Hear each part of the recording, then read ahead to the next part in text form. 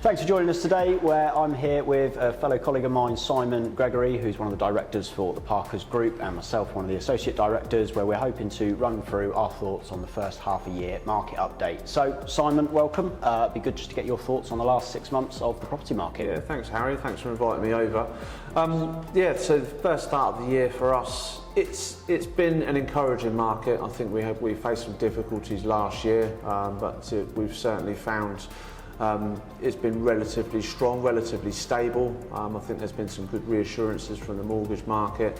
I think it certainly seems to be coming in waves a little bit, I fear, for different price brackets for us at the moment. I certainly found at the beginning of the year we were finding the upper quartile of the market seemed to be, I wouldn't go as far as saying buoyant, but there were a lot of sales that were being agreed, probably from the sort of 800s going up to sort of 2 million kind of range. We were finding that there were a lot of sales coming in at the beginning of the year. That definitely feels like it's sort of petered out a little bit towards the second quarter of the year, and I think that's probably due more to there was a lack of stock at the beginning of the year compared to the second quarter, where there's been a lot more stock that's been introduced. I don't think the buyers have necessarily filtered out. There's still activity there, but it definitely feels like it's slowed down a little bit in the second quarter.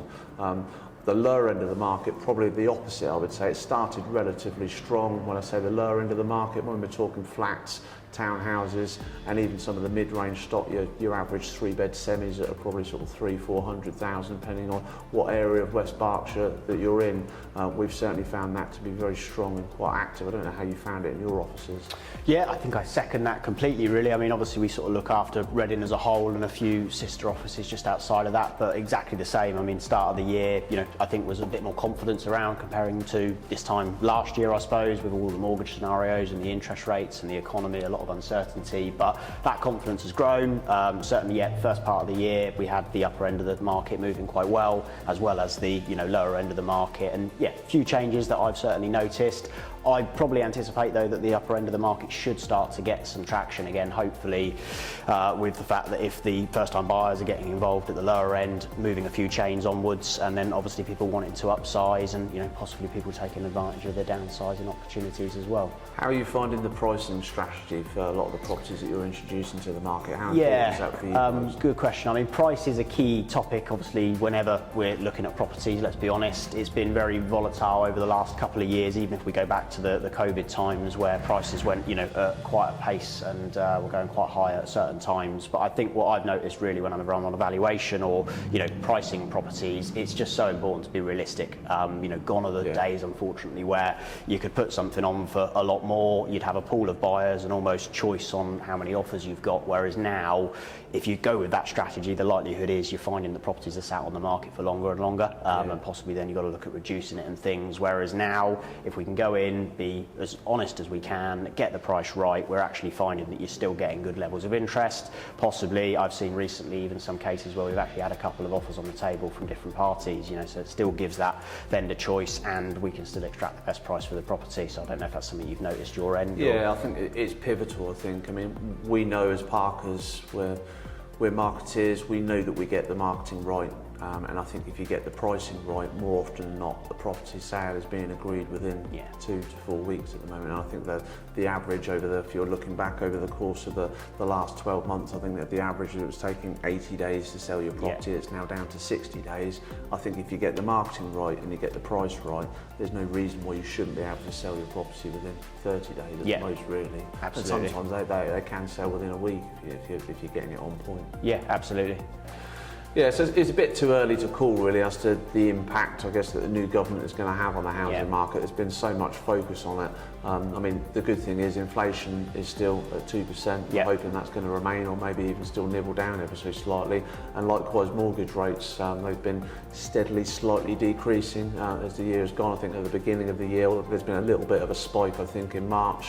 But generally speaking, if you've got a 10% or 90% loan to value, you're still able to get a mortgage rate of somewhere between 4.5 and 4.6%, which is actually quite positive. And the predictions are, obviously, we've got August, there is whispers of another base rate drop, which would be fantastic news for the market and a very positive step.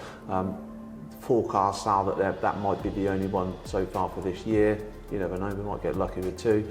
But next year, I think there are predictions that that's going to drop further, which again will have a huge positive impact. I think everyone has now accepted that the glory days of the 1% and 2% rates that people were getting are gone, and I think people now understand that you're going to be paying anywhere between 4 to 5%.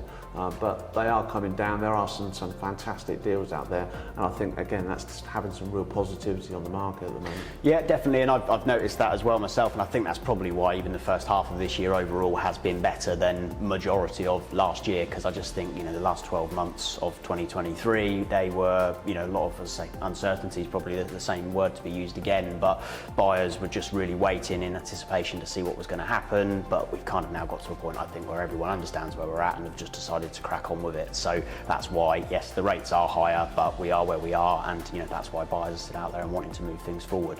And again, recommendation would be go and speak to a mortgage broker, I think, unless you disagree, but I think mortgage broker can offer you the whole of the market at the moment, and they will have a lot more opportunities for you to get the best possible rate that's out there at the time. We're definitely finding there's a lot of customers that we're speaking to that, yes, I've spoken to my bank that I've banked with for the last 10 years, and they just assume that they're going to give them the most favourable deal. But 100%, it's definitely worth speaking to an independent financial advisor, someone that can reach the whole of the market. And why wouldn't you? For sort of 5-10 minutes of your time, there might be another lender out there that can offer you a better deal. Yeah, so but you save your money over the course of 2, 5, 10 years. So, worth doing. We've certainly found the buy-to-let market as well. From a mortgage perspective, there seems to be a lot more available products now for landlords. The cost, again, has gone down. The yield, most importantly, as a landlord and as an investment, still seems like a good, viable option. I mean, in Reading in particular, yields, you'd be lucky if you could get 5% yield a couple of years ago in Reading, whereas now you're pushing nearly 6%, aren't you? If you can get the right investment for yourself. So likewise in Newbury, when you're going out to Thatcham and Newbury, you can get some fantastic yields over there. The rents are still rising, sadly, for tenants. Due to supply and demand. There is still huge demand for tenants out there searching for properties, and there doesn't seem to be as many investment buyers out there wanting to buy, although we are starting to find a steady incline on that now. I don't know how you're finding it. Yeah, I'm noticing actually that sort of buy-to-let is back. I think, if you asked this question this time last year, it probably would have been a very different answer, to be honest. A lot of landlords were coming to us and certainly looking at their options from a cost perspective, firstly on the whole interest rate scenario, but they've actually sort of slowed down, I feel, in coming to us with those sorts of questions now, because the rents have been increasing, and actually it makes still quite an attractive investment. If you've managed to remortgage or place it with the right product, you've actually seen a slight benefit to that. So I think the rising rents have actually probably kept a lot of the landlords in the market. I think where we had mortgage rates have gone up, there was a lot of landlords' potential exodus on the cards, but I think where rents have gone up so much, a lot of landlords, actually the yields are so good that it's now kept them in the market. And again, there's been a lot of uncertainty with the renters reform as well. What's coming in, what's not coming in. We've got the abolishment of the Section 21 as well, which is scaremongering a lot of landlords, and I think really it probably just is emphasising the point how important it is to have an estate agent probably managing your portfolio, just to sort of navigate you through a lot of these changes that are coming to the rental market. I don't know what your thoughts are on that. Yeah, I agree. Obviously, it does look as though it's going to happen.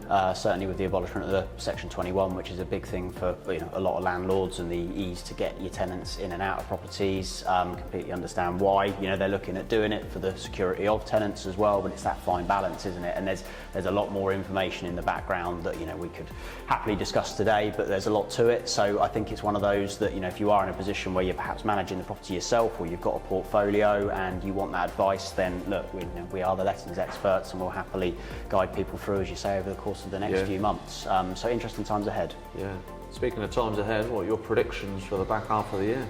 Well, I think based on how we've been getting on so far in the last 6 months, I anticipate that we're actually going to be on for a steady quarter that we've got ahead here at the moment. Obviously, we've got the school holidays coming up. We all work and operate in pretty family-orientated areas, so that might have a slight impact or slow down on the market. But my views are that if you're looking to buy, you might not be going on that big lavish holiday, so you might want to still look around, which is the anticipation. I think quarter four for me is probably going to be where we actually do see a little bit of a pickup, especially if August or September brings some form of interest rate change. I think that might just unlock a few more buyers that have been sat on the fence and gear us up for a really good start of next year. What about yourself? Yeah, 100%. I completely agree with that. I think Q4 is certainly there's a lot of optimism. I think from myself. I think it's the market. I don't think is going to change much over the next few months. I think we are entering a notoriously quieter period. All that saying, there is still plenty of activity that's going on out there. But I think with predictions of potential mortgage rates coming down slightly more, inflation if it remains, I think with a bit more stability from the government, I do think that Q4 there's a lot of optimism out there that it's going to bring a lot more activity to the market for sure. No, fantastic. Well, thank you very much, Simon. Been great to talk to you, and hopefully we'll catch up again soon. Cheers, Harry. Cheers. Thanks.